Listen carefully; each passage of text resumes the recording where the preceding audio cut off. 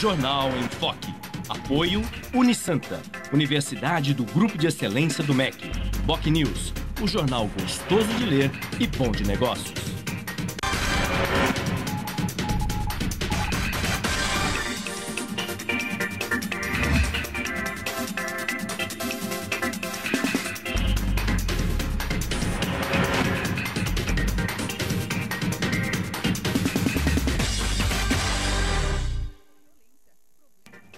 Olá, bom dia. Começa agora pela Santa Cecília TV ao vivo, uma nova edição do Jornal em Foque. E nesta segunda-feira, 11 de maio, nós estamos recebendo com muito prazer o deputado federal João Paulo Tavares Papa, do PSDB, e o colega jornalista, diretor da Faculdade de Arte e Comunicação da Universidade de Santa Cecília, Humberto Chalub. Vamos agora às manchetes de hoje dos principais jornais e sites com a colega jornalista Cris Chalub. Bom dia, Cris. Bom dia, Chico. Bom dia a todos. Na Folha de São Paulo de hoje, consultas em postos de saúde caem 21% em São Paulo. O Estado de São Paulo, Graça pôs em xeque cálculo de desvios na Petrobras. Em A Tribuna, aposentadoria gradual é tendência. No BocNews, mães em dobro. Santa Portal, com a morte de 2 professoras, aulas são suspensas em Cubatão. G1 Santos e região, mulher é presa com pertences em cadeia de São Vicente. E no portal da UOL, empresas investigadas pela Lava Jato têm 24 bilhões de reais a receber da Petrobras. Chico? Obrigado, Cris. Muito bem. E a agenda política do país neste ano tem sido, até o momento, das mais intensas, das mais polêmicas, tratando de temas difíceis, complexos, como é o caso, por exemplo, do ajuste fiscal, que tem como consequência imediata a redução de direitos trabalhistas e previdenciários, sobretudo da população mais pobre, exatamente aquela que precisa de maior proteção do Estado e do poder público. A agenda trata também da reforma política e a questão das terceirizações e a terceirização da mão de obra, sobretudo da atividade fim. No programa de hoje, nós vamos debater todas essas questões que fazem parte da agenda política do país com o nosso convidado, o deputado federal João Paulo Tavares Papa, do PSDB. Mas tudo isso, o debate em torno desses temas, entre outros também relevantes, vocês acompanham assim que a Cris informar a previsão do tempo e o movimento de balsas e estradas para hoje. Cris. A previsão para hoje é de sol com muitas nuvens durante o dia e períodos de nublado com chuva a qualquer hora. A temperatura varia entre 18 e 24 graus. Estradas. O sistema Anchieta Imigrantes está em operação normal 5x5, mas o tráfego é lento no sentido São Paulo. Já as rodovias Cônego Domênico Rangoni e Padre Manuel da Nóbrega apresentam tráfego normal em ambos os sentidos. Balsas. 7 embarcações operam na travessia Santos-Guarujá, com demora de 10 minutos. Guarujá-Bertioga opera com uma embarcação em 20 minutos de espera. Participe do Jornal em Foque. Envie sua pergunta pelo Facebook, Twitter ou no e-mail je@enfoquecom.com.br. A reapresentação desta edição pode ser assistida às 17 horas. Ou então confira a qualquer momento pela BocNews TV. Chico? Obrigado, Cris. Nós vamos agora para um rápido intervalo e voltaremos em seguida para entrevistar o deputado federal João Paulo Papa, do PSDB. Voltamos já.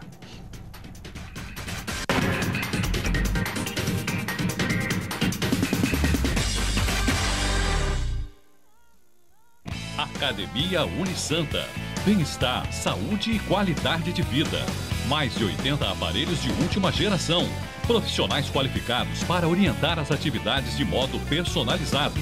Ambiente agradável com muito conforto para todas as idades. Musculação é na Unisanta. Academia Unisanta. Dê uma força para a sua saúde. Informações 3202-7126. Em novo formato, o site BocNews.com está mais interativo, dinâmico, com conteúdo ampliado e canal próprio de TV na internet. São mais notícias com credibilidade para curtir e compartilhar, em qualquer hora e lugar, seja pelo computador, tablet ou celular. Inclua o BocNews.com na lista dos seus favoritos e tenha ao seu lado a informação indispensável para o dia a dia. Jornal BocNews e BocNews.com. Experiência e inovação para bem informar.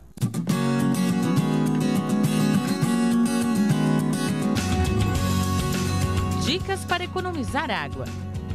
Conserte vazamentos e feche bem as torneiras. Um gotejamento, por exemplo, pode desperdiçar cerca de 40 litros de água por dia.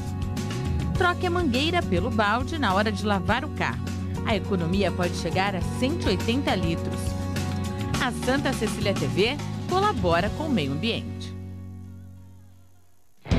Emoção e desafio sempre fizeram parte da sua vida e podem continuar fazendo.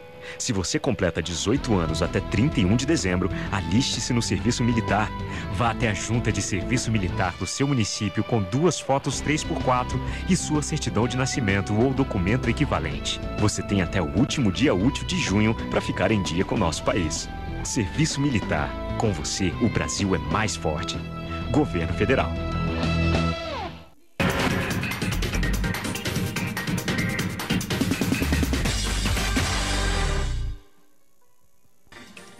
Muito bem, estamos de volta com o Jornal em Foque desta segunda-feira, 11 de maio. Nós estamos ao vivo e recebendo hoje com muito prazer o deputado federal João Paulo Papa, do PSDB, e o colega jornalista Humberto Chalub, que é diretor da Faculdade de Artes e Comunicação da Universidade de Santa Cecília e diretor do semanário BocNews News. Eu gostaria de começar essa entrevista, deputado Papa, falando sobre ajuste fiscal. O senhor votou contra na Câmara Federal, assim como todo o PSDB e a oposição, mas também votaram contra integrantes da base aliada do governo, inclusive do PT. Houve defecções sérias na base aliada, mas apesar disso, o governo conseguiu aprovar o ajuste fiscal, pelo menos parte dele, nessa última votação na Câmara Federal. Uma votação muito tensa, que envolveu inclusive um panelaço por parte de deputados de oposição, e além do panelaço, uma chuva de petrodólares sobre o plenário, sobre a bancada... PT-dólares, né? PT-dólares, né? Aliás, o deputado Squassoni trouxe aqui duas notas, que nós até mostramos no ar, que isso foi lançado sobre o plenário da Câmara Federal, especialmente sobre a bancada situacionista. Como é que o senhor avaliou todo esse processo e quais são as perspectivas do ajuste fiscal daqui por diante, deputado? Bom dia, obrigado pela presença. Bom dia, Chico, bom dia, Humberto, bom dia, telespectadores, equipe da produção. Bem, a questão do ajuste fiscal, que o povo brasileiro a cada dia toma mais contato e consciência desse tema, ela está relacionada a quê? Está relacionada ao problema, à crise econômica aguda, né, que o nosso país vem atravessando. Nós estamos andando muito perto de um abismo econômico. Sim. Essa é a realidade, as empresas fechando postos de trabalho, os investidores que são aqueles tradicionais, né, estão desistindo do país ou pelo menos recuando nesse momento, adiando investimentos. Há uma crise séria, né? Aqui mesmo na Baixada Santista, algumas empresas grandes e médias já estão fechando, encerrando atividades, deslocando as suas atividades para São Paulo, para outras praças. Essas últimas semanas, a notícia de uma grande rede de concessionárias de automóvel fechou todas as suas lojas na Baixada, não apenas em Santos, veja. Então, um mercado como de automóveis, o mercado imobiliário, que eram mercados que refletem, né, o vigor econômico, né, especialmente as condições melhores da classe média nos últimos anos, começa já a dar sinais claros de que o mercado travou, parou, né? Bom, é por conta disso que o Brasil, o país e não o governo, né, pelo menos essa é a minha visão, tem que fazer um ajuste profundo. E esses ajustes começam, obviamente, pelo ajuste fiscal. O governo precisa cortar, Chico, 110 bilhões, precisa ajustar as suas contas para poder, ao final do ano, manter condições mínimas de investimento, de juros, de relacionamento internacional com o mercado globalizado, precisa cortar, enxugar 110 bilhões de reais. É muita coisa, é muito dinheiro. Pois bem, isso precisa ser feito. A oposição tem que ter consciência disso também, né? Nós queremos o bem do país, né? Então, não é o PSDB, em particular, não é um partido que aposta no quanto pior, melhor. Sim. Como já foi a oposição do passado. Quanto pior, era melhor, né? Não, nós estamos pensando no país. Por que fomos contra, nesse momento, as primeiras medidas do ajuste fiscal? Porque o ajuste fiscal que o governo propôs até esse momento, né, volto a dizer, o ajuste é necessário para que o país retome, recupere a sua condição de investimento e condições boas na economia. Mas o que foi proposto até agora foi duas linhas de ajuste. Reduzir direitos trabalhistas, ou seja, e direitos que atingem a população, a parcela mais pobre, mais carente da população, pensões, né? seguro-desemprego. Abono salarial, seguro-desemprego. Abono salarial, seguro-desemprego. Veja, o país está caminhando para aumentar o desemprego e nós estamos, nesse momento... Né, nós estamos com 8 milhões de desempregados hoje. Sim, e aumentando. E no momento que nós estamos aumentando, o país enxerga, percebe que o desemprego está aumentando, nós estamos cortando um benefício que dá amparo ao desempregado. Quer dizer, veja a contradição disso. Então, a linha da reforma adotada, anunciada até aqui, foi cortar direitos trabalhistas, por uma mão, e na outra via, aumentar impostos. Né? Por exemplo, as exonerações das folhas de pagamento de vários segmentos, que havia sido um avanço dos últimos anos, né? Que estimulou investimentos. Vários setores tiveram novas fórmulas, novos critérios de recuperação, aliás, de remuneração de folha de pagamento, enfim. Isso tudo está se revendo nesse momento, aumentando, portanto, impostos, aumentando custos das empresas. Então, veja, as duas medidas levam à recessão. Quando você corta direitos trabalhistas, você retira dinheiro da economia. Claro. Retira esse recurso da economia. Esse dinheiro deixa de circular. É recessão, alimenta a recessão. Não é?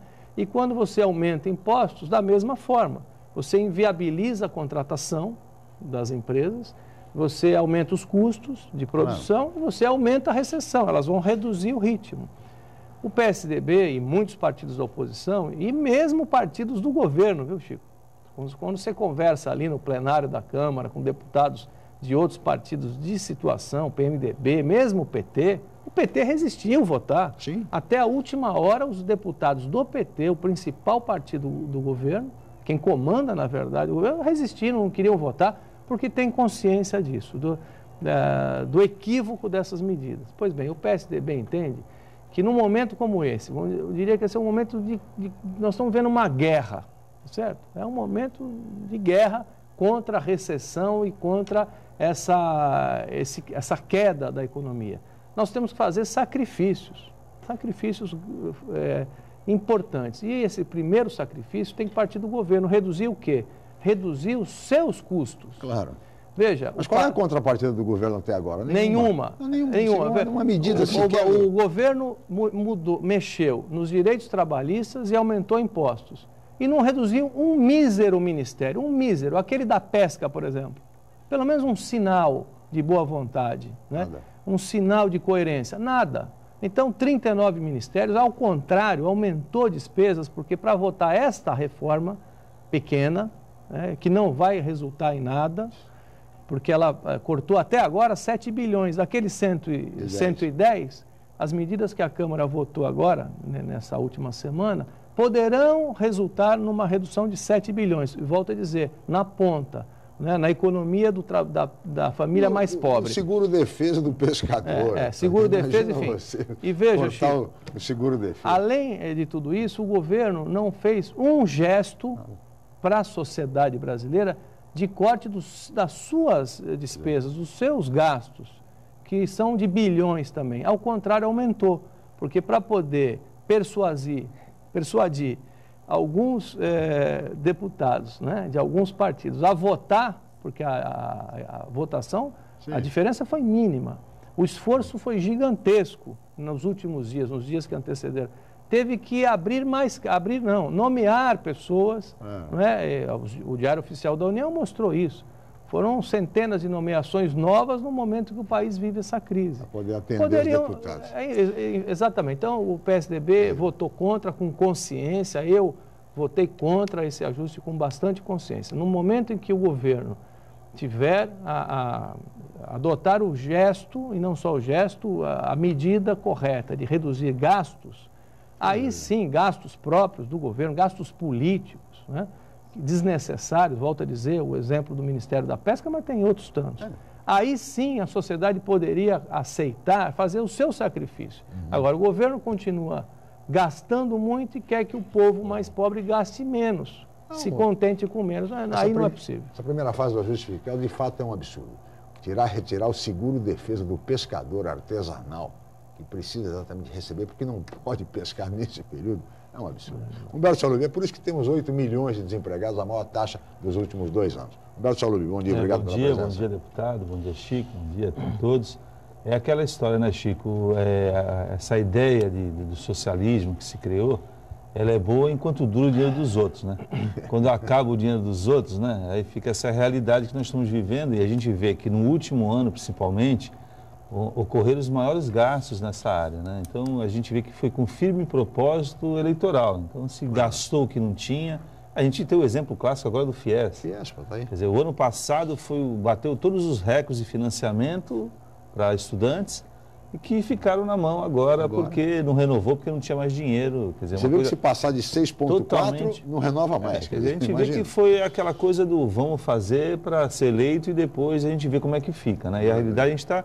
Eu acho que o deputado não colocou uma questão que eu acho que é mais importante, que é a volta da inflação, que penaliza realmente quem menos tem. Claro, porque a pessoa que vai no supermercado, que está indo na feira, que as coisas básicas, está sentindo aí na carne e está se restringindo, e a população até, do meu ponto de vista brasileira, até passiva demais, porque ela está se adaptando, ela está cortando gastos, está pagando luz, está fazendo tudo forçadamente, né, dentro de uma perspectiva. Mas o que eu acho mais grave é a falta de projeção do que vai ser no futuro.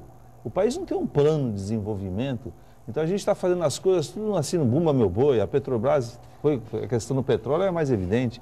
Quer dizer, se fez todo um planejamento de investimento e agora retrocedeu, quer dizer, se gastou, quer dizer, as obras paradas também, que estão em milhares de obras paradas, quer dizer, tudo mal acabado, esse dinheiro também está sendo perdido. Agora, eu queria colocar uma questão para o deputado, assim, apesar de todas as críticas que faz esse modelo de governo, durante a campanha, o Aécio Neves, a bandeira do PSDB foi justamente contrária a esse tipo de política e defendendo outros tipos de visão de país. Eu gostaria que o deputado colocasse qual seria hoje, na sua opinião, um modelo que pudesse ser adotado, quais medidas o PSDB, se estivesse no governo, adotaria para tentar resgatar, recuperar essa situação, deputado? Econômica? Econômica. Pois é, primeiro uma questão que quando eu não mencionei a inflação, mas de fato não mencionei, mas lembrei, essas medidas são recessivas, né? Todas elas. E de fato, elas, na medida que elas são recessivas, elas encolhem consumo. Enfim. A inflação tende a aumentar, sim, em função de aumento de impostos. Mas, por outro lado, a recessão também ajuda a conter a inflação. Então, veja que da forma mais perversa possível, a pessoa deixa de consumir, deixa de comprar, né, reduz até a alimentação, enfim, reduz aonde pode, e com isso o governo espera que a inflação não dispare, através da recessão, através do sacrifício da população, você segura a inflação. Através de medidas de contenção e de consumo que vai acabar acontecendo. Nada mais ortodoxo do que isso. Mas há preocupação também, sim, já é uma realidade, aumento de desemprego, aumento de inflação. Primeiro, Humberto, eu acho que o Brasil precisa tirar uma lição definitiva de todos esses acontecimentos. Economia não se pode manipular por necessidade ou por projeto político. Economia é a coisa mais séria de um país. Assim como a democracia, né, que não se pode brincar com a democracia, não se pode brincar com a economia. Aliás, brincar com a economia é também, de certa maneira, botar em risco a própria democracia. O Brasil precisa encontrar um mecanismo de descolar a condução econômica de médio, de longo prazo, de objetivos políticos eleitorais. Nós vivemos isso nesses últimos anos. Parte do que está acontecendo hoje na economia é reflexo da manipulação de preços que foi feita através da Petrobras e da Eletrobras, quer dizer, e de outros mecanismos, mas os de mais impacto foram exatamente esses, quer dizer, no ano eleitoral aumenta a despesa. No ano eleitoral não permite uma política tarifária realista. Imagina, quebramos a Petrobras e fizemos um grande abalo no sistema elétrico no país por conta da eleição apenas. Eleição. Então, acho que essa é uma primeira lição. A Câmara dos Deputados, o Senado Federal, as lideranças políticas brasileiras precisam pensar nisso. Claro que quem ganha uma eleição tem todo o direito de conduzir a política econômica, a administração do Estado brasileiro, enfim, tem obrigação com isso. Mas acho que nós devíamos ter no país um organismo que estivesse acima desses interesses que são circunstanciais e partidários para aprovar ou para monitorar as grandes medidas macroeconômicas. Eu me recordo, quando fui prefeito aqui em Santos, criamos um Conselho de Desenvolvimento Econômico. É óbvio que isso é uma prefeitura, uma questão muito local, mas logo depois, naquele mesmo ano, o presidente Lula criou o Conselho de Desenvolvimento Econômico, não sei se vocês se recordam disso, e chamou para esse conselho empresários, grandes lideranças empresariais, intelectuais, enfim. Esse conselho foi uma luz no fim do túnel. Na verdade, ele não se viabilizou, ele não foi respeitado, tanto é que as maiores lideranças empresariais que foram inicialmente convidadas, depois desistiram, porque perceberam o quê? Que era um conselho apenas homologatório. Quer dizer, ele se reunia de 2 em 2 meses ou de mês em mês para homologar ou para assistir uma apresentação, uma palestra do governo sobre do que estava acontecendo. Então ele não cumpriu aquele papel que pelo menos eu tinha expectativa que pudesse cumprir. Acho que isso é uma coisa que precisa ser pensada. O ano passado era visível que reduzir tarifa do sistema elétrico só tinha um objetivo, era o objetivo eleitoral. Era visível que segurar os preços da Petrobras, a Petrobras se enterrando, né? Segurar preço de gasolina, por quê?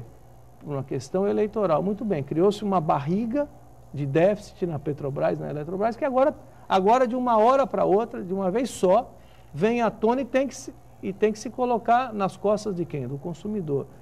Essas empresas, esses sistemas aí, perderam o poder de investimento, se prejudicar, isso vai levar uns 5 a 10 anos para a recuperação, para um reequilíbrio dos dois sistemas.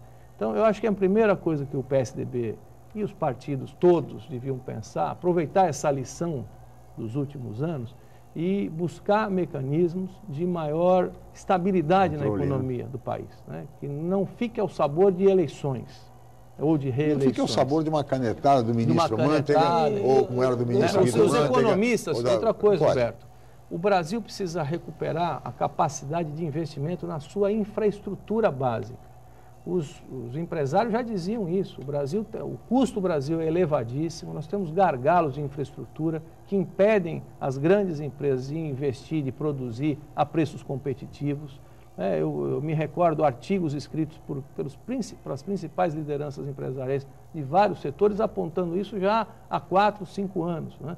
Isso não ocorreu, né? Nós temos que simplificar uma série de dispositivos na área de concessões e licitações, dar vazão aos investimentos básicos, né? Para que a indústria brasileira possa voltar a crescer e voltar a ser competitiva, por exemplo.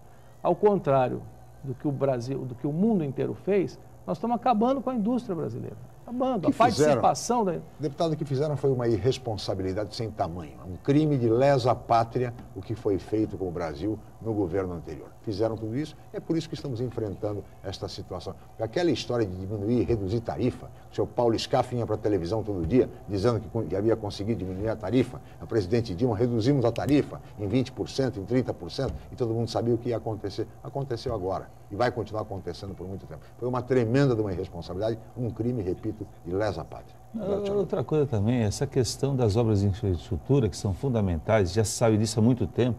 Nós estamos aí com essa ferrovia norte e sul, há tantos anos que se ouve falar, agora a transposição do Rio São Francisco. Eu não sei o que acontece no Brasil, as coisas não acabam. Quer dizer, não há um planejamento, né? Se começa agora, está se construindo a refinaria em Pernambuco, quer dizer, a gente vê tudo aquilo parado, as termoelétricas pararam também, quer dizer, aí pode até se questionar o fato de se necessitar ou não da termoelétrica, mas se adquiriu o equipamento, estão lá tudo enferrujando. A termoelétrica, se necessidade ou não, na crise energética, ainda no governo Fernando Henrique Cardoso, foram construídas, o parque de termoelétricas do país foi construído ali, foi concebido e construído ali, que foi o que evitou o apagão.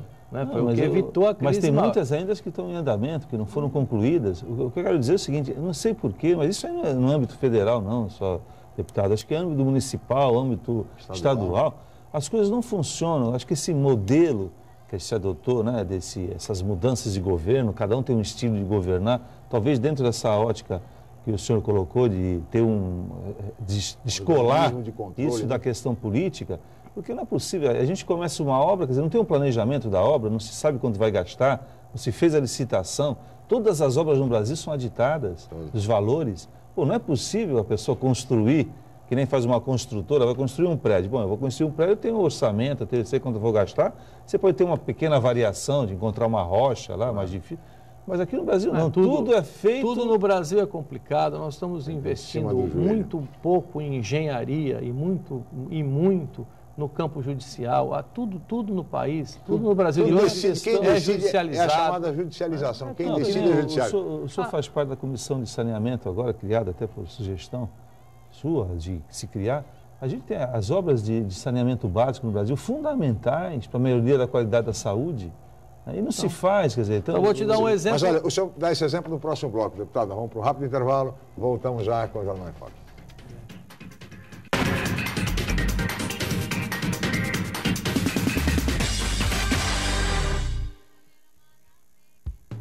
Excelência é estar entre as melhores universidades do país.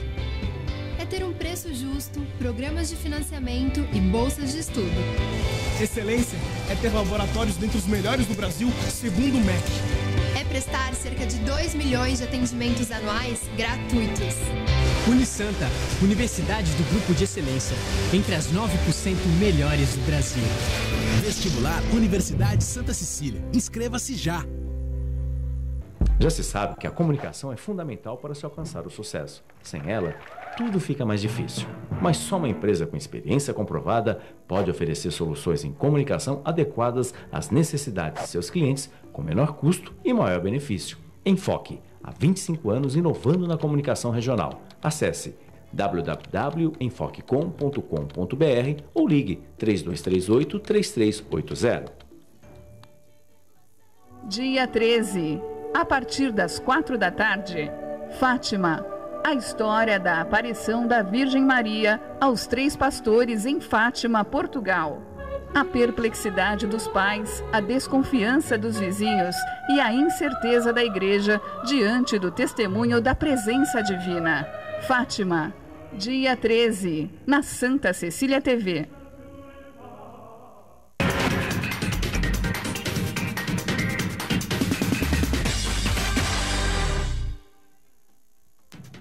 Muito bem, estamos de volta com o Jornal em Foque desta segunda-feira, 11 de maio. E hoje nós estamos recebendo com muito prazer o deputado federal João Paulo Tavares Papa, do PSDB, e o colega jornalista Humberto Chalub, que é diretor do semanário Boc News e diretor da Faculdade de Artes e Comunicação da Unisanta, e que no bloco anterior fazia um comentário a respeito da Comissão de Saneamento e de obras de saneamento em todo o país, da dificuldade da realização dessas obras, e o deputado ia dar um exemplo para exatamente ilustrar essa situação. Não, até uma notícia, Chico, se me permite, na próxima quinta-feira, dia 14, nós, no âmbito da Comissão de Saneamento, que eu presido, nós realizaremos a primeira grande audiência pública em Brasília, chamando para a conversa, para o debate, num primeiro momento, todas as empresas de saneamento do país. Elas atendem 70% da população brasileira, as empresas estaduais, chamando também o secretário nacional de saneamento, o engenheiro Paulo Ferreira, que é aqui de São Paulo, e uma entidade também que é a Frente Nacional pelo Saneamento, e parlamentares, enfim, interessados. Aberto a todos os interessados. Aberto a ABS, várias instituições vão participar. Nós estamos ali, e num prazo curto, enxuto, nós faremos um diagnóstico sobre o setor de saneamento hoje no país, com as várias diferenças regionais. Veja, metade da população brasileira ainda não tem serviço de esgoto, né? E o governo brasileiro taxa essas companhias estaduais de saneamento, são estatais, em 3 bilhões de reais todos os anos só de PIS e COFINS. Veja, então o país não avança, é aquilo que eu estava falando há pouco, falta racionalidade no planejamento e na economia brasileira. Nós não temos recursos hoje para investir em obras de saneamento, para poder tirar o país desse atraso, mas a carga tributária sobre empresas de saneamento é uma coisa absurda. E aí o que fazem as empresas? Aquelas que conseguem, a maioria não consegue, mas tem 3 ou 4, São Paulo, Minas Gerais, Paraná e Distrito Federal, que são as que estão melhor estruturadas, elas vão buscar dinheiro no mercado internacional, Banco Mundial, BID, Banco Japonês, enfim, vão buscar empréstimos em dólares, no caso do japonês em ien, né? Pagam taxas altas, uma burocracia enorme, ou fazem empréstimos no Brasil com juros que o Brasil hoje pratica. Imagina. Então, veja, uma das propostas, eu estou relatando essa proposta na Câmara, o senador José Serra relata no Senado, aliás, já apresentou o relatório, eu apresento o meu relatório agora no dia 13, na quarta-feira, é desoneração do setor de saneamento nessa matéria de PIS e COFINS.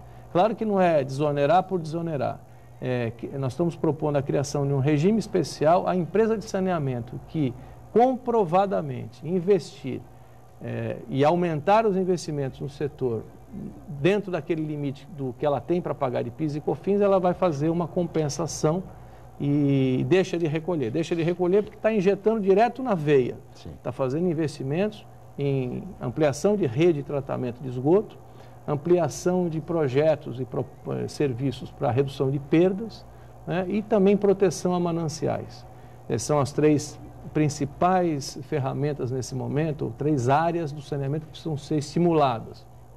Mas não é apenas isso, né? O setor de saneamento tem muito ainda a avançar no país, é preciso ter recursos, é preciso ter dinheiro mais barato. Aí sim, quando você tem um financiamento que estimula o investimento, você consegue fazer com que as empresas de saneamento do Nordeste, do Centro-Oeste, mesmo da região Sul e também da região Norte, possam avançar. Do contrário, nós vamos continuar convivendo com esse atraso. Cada R$1 investido em saneamento gera uma economia de R$4 na saúde pública. Então, aí está outra razão. Isso não é não estou inventando esse dado, isso está medido. A gente tem agora um exemplo clássico da coisa da ocupação das favelas no Rio de Janeiro. Qual era o projeto? Se ocupa, né, se pacifica e se leva às questões sociais. Quer dizer, o que está acontecendo? Está voltando a criminalidade, por quê? Porque só se ocupou. Quer dizer, só levou a questão do militarismo. O Estado só presente pela segurança. Não, cadê o saneamento? Cadê a infraestrutura? Eu acho que uma palavra... melhorias. Eu acho que essas questões hoje é que tem que ser, eu acho que muito debatidas, porque, na verdade, também o Congresso, o qual representa agora, também representa o povo brasileiro. Eu acho que na hora da eleição é que essa coisa deveria ser discutida. Porque também muitos dos congressistas que estão lá há muito tempo instituíram essa filosofia do toma lá da cá, e aí está a justificativa do governo, às vezes, ter que ter 39 ministérios para acomodar uma situação toda, e está muito claro agora, evidente, o trabalho do vice-presidente Michel Temer, com a capacidade de articulação, né, de conseguir aprovar pelo menos o projeto, e vai aprovar tudo mais. Agora, qual foi a capacidade de articulação dele? E qual o gasto? E qual o gasto disso? Então, também se criou uma cultura do toma lá da cá, né, um modelo que realmente está difícil sair, porque a gente não vê muita perspectiva. Sim, mas essa cultura, enquanto a economia do país caminhava razoavelmente bem, a população ainda ficava um pouco anestesiada, enfim, tolerava. Agora? Nós estamos agora vivendo uma crise aguda, econômica, que ameaça o emprego das famílias, ameaça o nosso futuro. Né? Veja, o corte que foi feito no FIES, certo? No Pronatec. No Pronatec e em tudo mais. Então, veja, nesse momento, volto a dizer, como eu disse no início do programa, estamos caminhando assim na beira de um abismo. Né?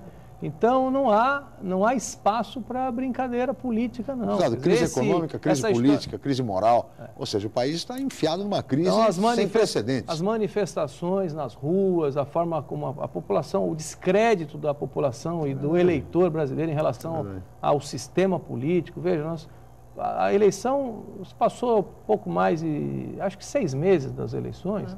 E hoje, mesmo quem votou no atual governo, né, não só quem votou na oposição, não. Hoje há um descrédito. A grande maioria do eleitor e da população brasileira enxerga o país com muito descrédito, com muita desconfiança. Basta ver o índice de aprovação da presidente Dilma de popularidade. É da ordem de 13%.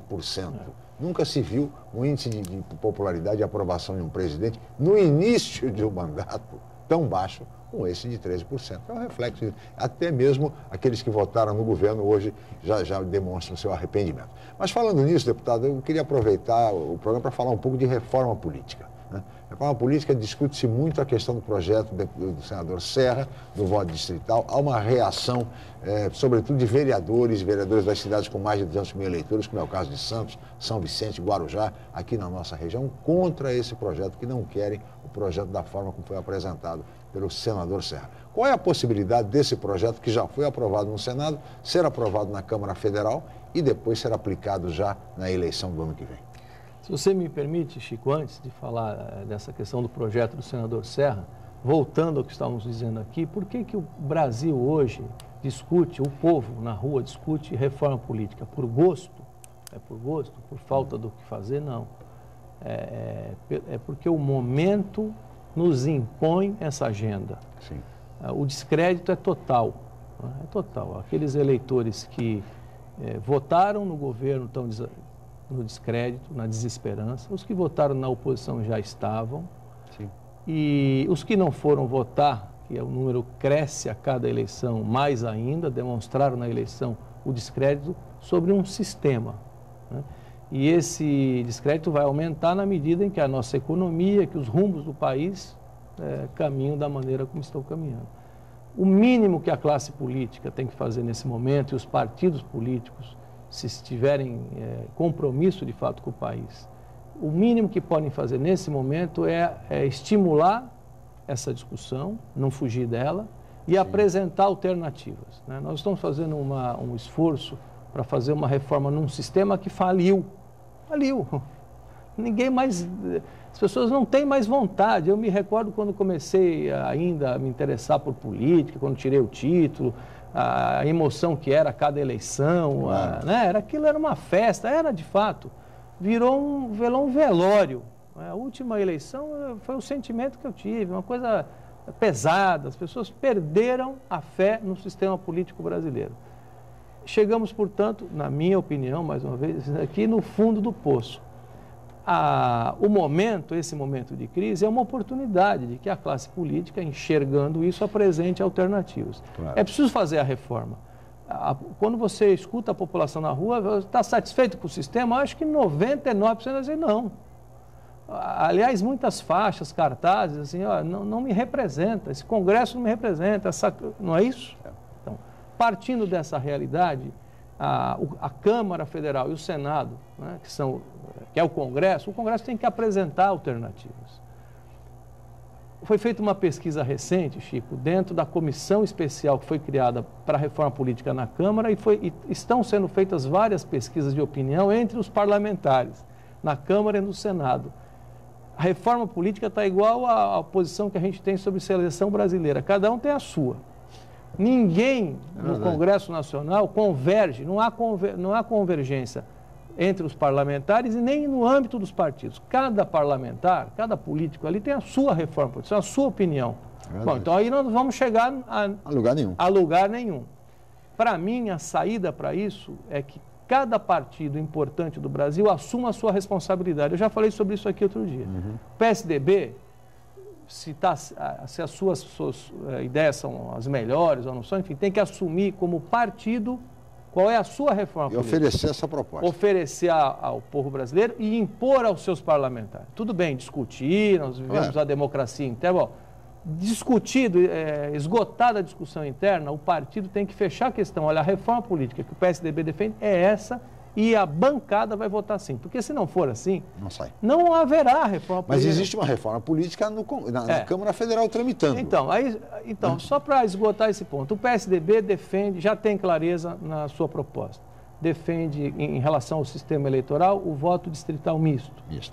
Parte é eleito no distrito, a outra parte, que poderia ser metade dos eleitos, numa lista, que são candidatos que têm uma atuação menos territorial e mais geral. Um professor, um especialista em alguma matéria, um sindicalista, um religioso, enfim, são pessoas que pairam assim, acima das questões de território regionais. O PT, estou falando dos principais partidos, né, que eu já conheço as ideias. O PT propõe o voto em lista. Imagina o PT que o voto em lista fortalece o partido. Fortalece, sim, por um lado, mas... Só o voto em lista. Voto em lista. Então, o partido apresentaria lá uma lista, numa ordem definida previamente. A gente sabe bem por quê, né? Porque nessa lista estariam aqueles que jamais seriam votados. Estariam os caciques do partido. O Zé Dirceu, então, o PT... Os primeiros da lista. O PT defende o voto... Em lista. E financiamento público. Eu acho que o financiamento também é um tema que tem que ser decidido agora. Não podemos mais protelar isso. O PMDB defende o distritão e o voto a eleição majoritária também para os deputados. Então, quem tiver mais votos... Mais votos. Transformar o proporcional em voto... Transformar a eleição proporcional em eleição majoritária. Quem tem mais voto leva. Aí veja no caso do Estado de São Paulo. Né? Você imagina um deputado para ter mais votos no Estado de São Paulo. Foi uma campanha no Estado inteiro, campanhas caríssimas. Eu não acho que seja uma boa solução. E outros partidos também... Fim da reeleição? Né? Então, aí, Chico, quando você trata também da reforma política no âmbito dessas comissões, se discute tudo. Reeleição, tempo de mandato, financiamento de campanha, o sistema eleitoral. Incidência de até mandatos. O sistema... Voto obrigatório. Voto obrigatório ou não. Até o sistema de governo se discute lá, presidencialismo, parlamentarismo, enfim. Eu acho que assim também nós não vamos chegar a lugar nenhum. Vai discutir todos os temas, inclusive constitucionais, não vão chegar a lugar nenhum. Na minha opinião, nesse momento o Congresso devia se debruçar sobre 2 pontos apenas.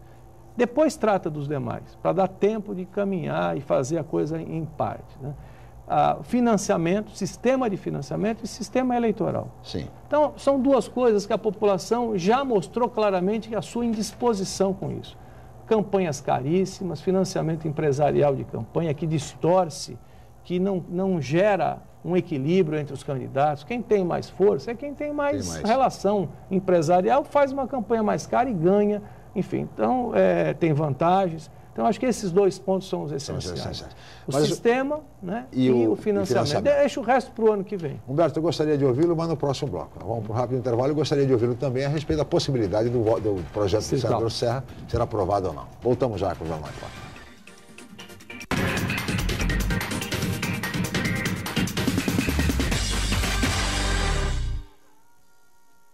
Academia Unisanta.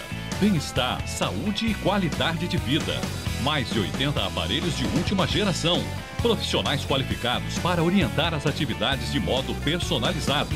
Ambiente agradável com muito conforto para todas as idades. Musculação é na Unisanta. Academia Unisanta. Dê uma força para a sua saúde. Informações 3202-7126. O novo formato do site bocnews.com está mais interativo, dinâmico, com conteúdo ampliado e canal próprio de TV na internet.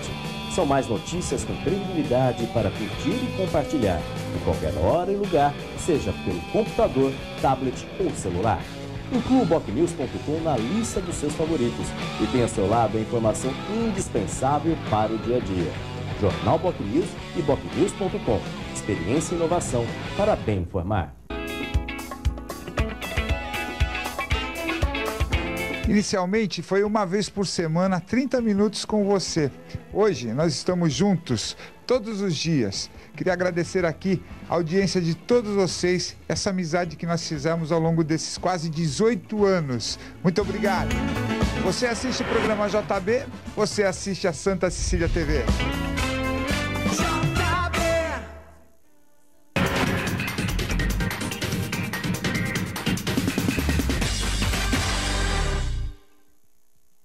Por favor. Muito bem, estamos de volta com o Jornal em Foque. Vamos para o último bloco do programa de hoje, programa ao vivo, com o deputado federal João Paulo Tavares Papa, do PSDB, e o colega jornalista Humberto Chalup, que tem mais uma pergunta para o nosso convidado. Chalup. Essa questão da reforma política, eu acho que vai se arrastar durante um bom tempo, porque é aquilo que o deputado falou, todo mundo tem a sua ideia.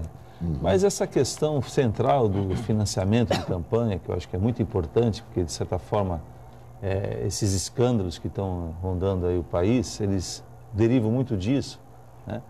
E eu creio que na prática, né, isso é muito difícil de acabar, porque o brasileiro sempre arruma um jeitinho para que isso aconteça, a gente acompanha isso há muitos anos, sabe que na prática... Então, de certa forma, eu acho assim, que as pessoas, elas têm que também ter uma postura, aquela coisa, não existe corrompido se não tiver o corrompedor. Não é verdade? Então, eu acho que vai muito disso. Eu não vejo muita maldade uma empresa, de repente, escolher um candidato, como acontece nos Estados Unidos, é bem claro, desde que isso fique bem claro e desde que isso fique bem exposto. Fala transparente, né? À comunidade. É que nem o caso agora das empreiteiras, né? O que se pergunta é o seguinte, quantas empreiteiras no Brasil teriam a capacidade instalada, capacidade técnica, aí não é só empreiteira, é empresas de transporte, empresas de coleta de lixo. A gente não tem tantas empresas no Brasil com capacidade técnica instalada para realizar grandes obras. Então fica um pouco hipócrita essa situação, porque, bom, olha, a empresa tal financiou fulano porque tem interesse. É claro, mas o fulano, quando assume o governo, ele tem 4, 5 empreiteiras, 6 empreiteiras que podem fazer o que fizeram, o lobby, mas com certeza estimulado por quem está lá. Porque a pessoa que está sentada num cargo público, que está lá assinando com a caneta na mão, ela vai ter o direito ou não de fazer a coisa correta, que nem o síndico do prédio. O síndico do prédio, ele recebe os 10% se ele quiser. Se ele quiser reverter os 10% lá que normalmente é feito, é praxe, já se criou uma cultura, reverter em benefício do prédio, ele reverte. Fala, não, se não, em vez de me dar os 10%, o senhor daria desconto aí na despesa, na verdade. Então, acho que é muito disso também que fica uma discussão meio hipócrita, porque o dinheiro é o mesmo, a gente não tem no Brasil grandes empreiteiras, nós teríamos que abrir uma concorrência do exterior e provavelmente poucas empresas no exterior viriam para o Brasil se instalar para fazer uma grande obra.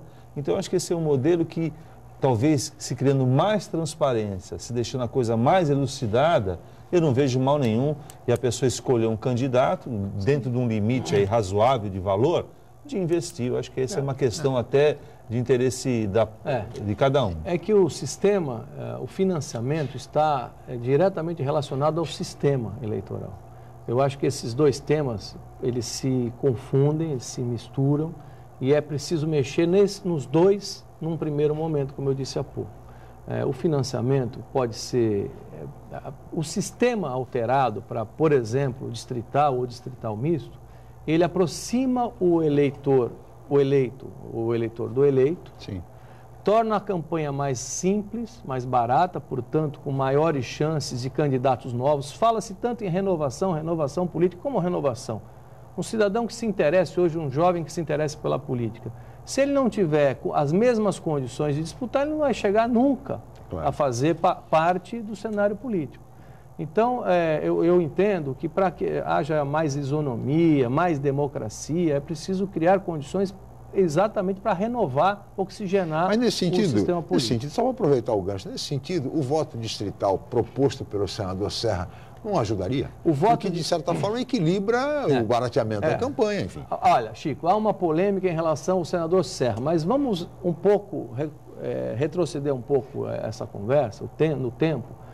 O voto distrital é defendido hoje por 80% dos políticos que têm mandatos. Inclusive por vereadores. Nas câmaras, nas assembleias distrital. Por quê? Por essa razão que eu estava dizendo há pouco. Porque ele torna as campanhas mais baratas, sim, porque ele cria uma relação mais direta e mais intensa do eleitor com o eleito, porque aquele distrito, vamos pensar aqui na Baixada.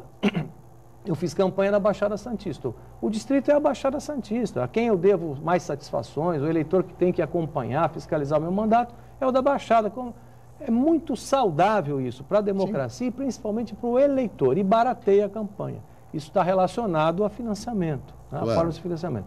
É que, nesse momento aí de tanta tensão, o senador José Serra apresentou no Senado Federal a sua ideia de reforma parcial, com a instituição do voto distrital, para fazer já uma primeira experiência, fase experimental, na próxima eleição municipal, e ele dimensionou ali, né, a proposta dele, cidades com mais... Até 200 mil eleitores, 200 mil eleitores para cima. 200 mil eleitores ou mais. Né? Isso enquadraria aqui na Baixada Santista Santos, Guarujá, São Vicente e talvez Praia Grande, que está se aproximando disso. Possivelmente Praia Grande, as 4 maiores cidades. Muito bem.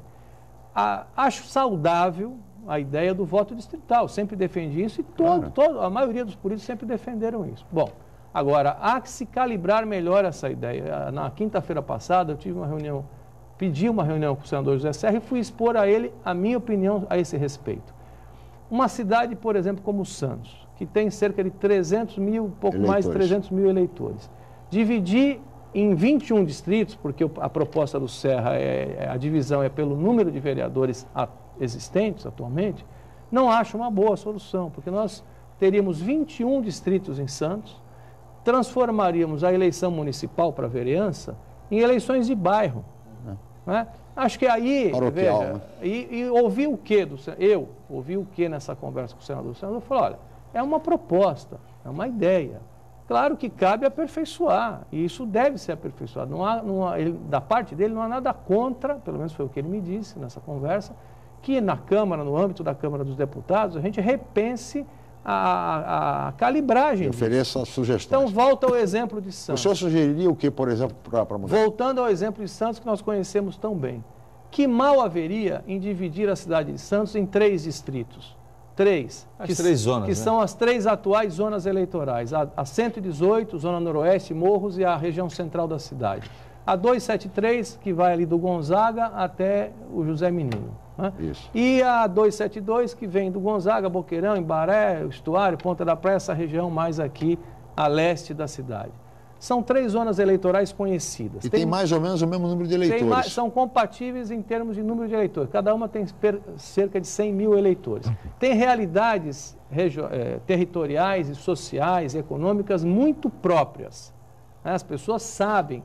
Aliás, pega a votação dos vereadores, claro. Né? A característica da 273... E cada zona elegeria 7.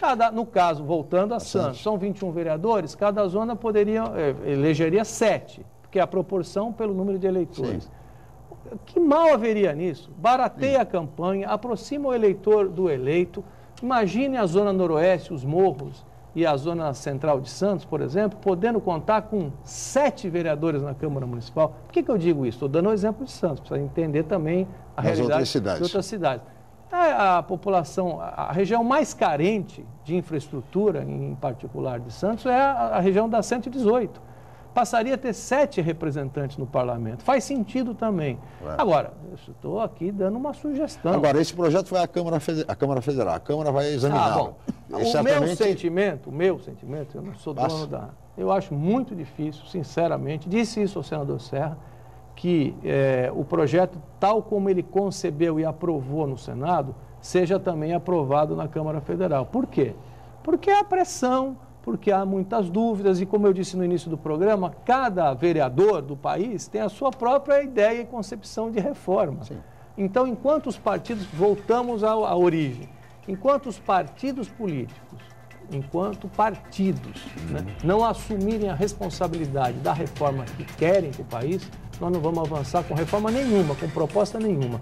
Nem essa do Serra, nem a do PT, nem a do PMDB, nem alguma. E o Brasil e o eleitor do lado, do seu ponto de vista, esperando da Câmara e do Senado respostas e precisam ser dadas, viu, Chico, para a próxima eleição municipal e, na sequência imediata, também para as eleições gerais de 2018. Muito bem, e assim chegamos ao final desta edição. Agradecer muito a presença do deputado federal João Paulo Papa, mais uma vez aqui no Jornal em Foco. Muito obrigado. Muito obrigado, uma boa semana a todos. Obrigado a você, Chico, Humberto, a televisão Santa Cecília, aqui o Jornal em Foco.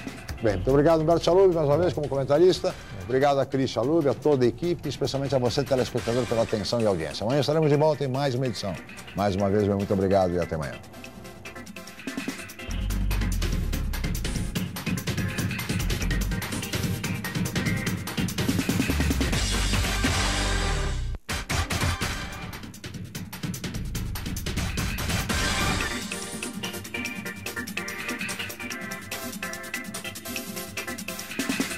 Jornal em Foque. Apoio Unisanta, Universidade do Grupo de Excelência do MEC. Boc News, o jornal gostoso de ler e bom de negócios.